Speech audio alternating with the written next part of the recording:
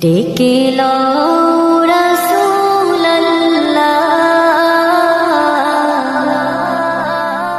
রওজা পাকের কিনারে, আমি কেঁদে কেঁদে হই গো সারা, ধন্য করো দিদারে।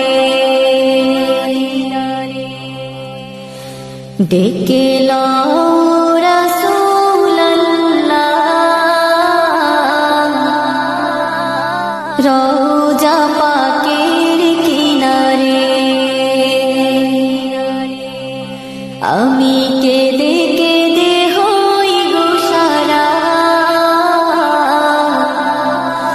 ধন্য করো দিদারে।